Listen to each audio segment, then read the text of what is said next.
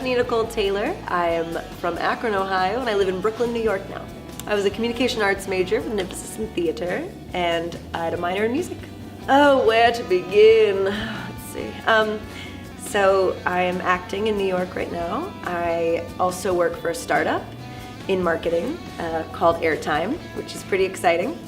For acting, I have a short film called Joe that is premiering at the Sedona International Film Festival, very exciting, and I'm about to start an off-Broadway run of Wicked Frozen, a musical parody mashup of Wicked and Frozen. My hobbies are rollerblading. I'm a recreational rollerblader, I enjoy that.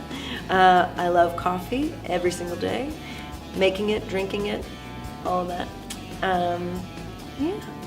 So I got involved in theater at Malone. I actually started as a nursing major, and my sophomore year decided that wasn't what was going to fulfill me, and decided to switch my major to comm arts with theater.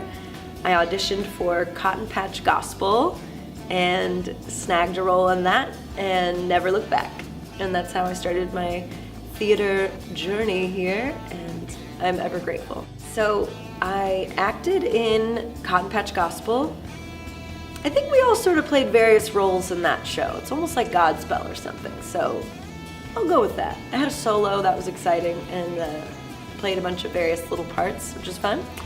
I was in Smoke on the Mountain. I played Denise, who was very funny and had like these crazy kids that you never actually see, but that are doing crazy things back behind the scene, which is amazing. And I was in Screw Tape Letters. I think her name was Jane. Jane. I think it was Jane. Played Jane in Screw Tape Letters, and that was really fun. I was like a real person in like a world of a lot of demons and other characters, which was really fun. That's C.S. Lewis. And then we did As You Like It, and I played Rosalind, which was very cool, and my first experience on going against type with casting, because Rosalind is usually a very tall character, and I'm 5'2". So that was really fun. Favorite memory?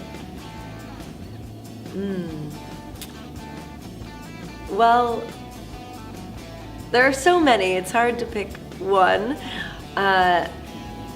So we were doing Cotton Patch Gospel, and it was our opening night, and someone was really sick and they weren't going to be able to perform.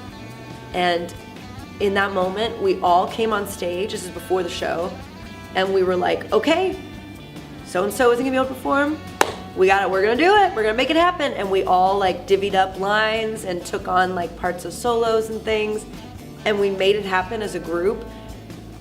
That was my first experience of like true collaboration and teamwork, and it was like literally the show must go on, and it did, and we rocked it. And that was a pretty powerful moment, and taught me that I could really do anything, and that we could do anything if we just trust each other. And that was really cool. Well, my involvement with theater really taught me how to be disciplined and dedicated to what I'm working on, and working with a team of people. And in my life today, obviously, I'm an actor, so it 100% prepared me to be a professional actor and to collaborate with other people beyond a school setting and to be in the professional world, which was incredible.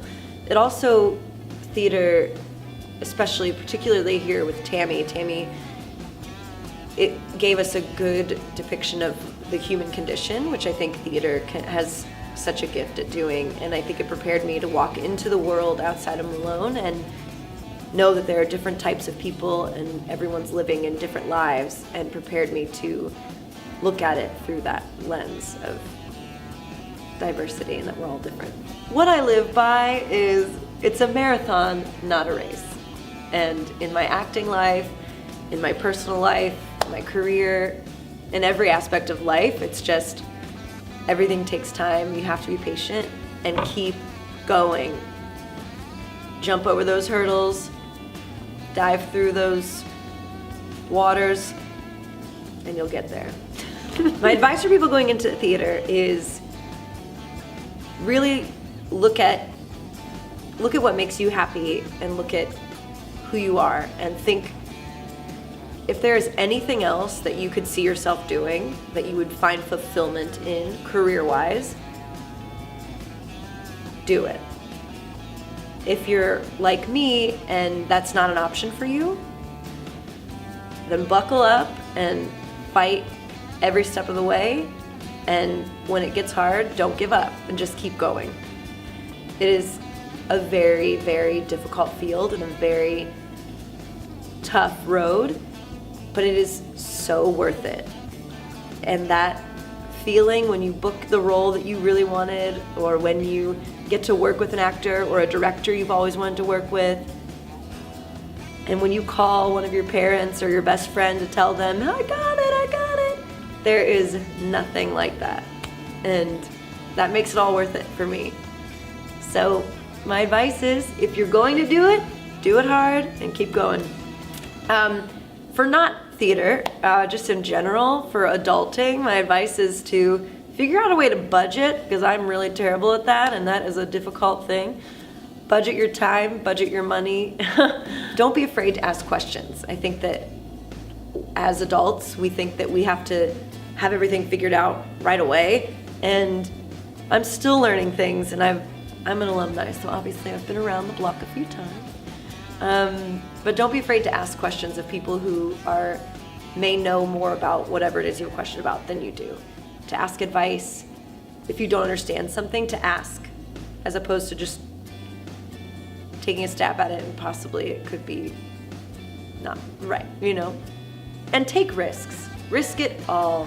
Always take risks. That's my biggest advice, is to take risks. Don't be afraid. Don't let fear hold you back, or your previous notions of what being an adult is. Follow your heart and risk, and you never know where you're going to land, and it could be beautiful.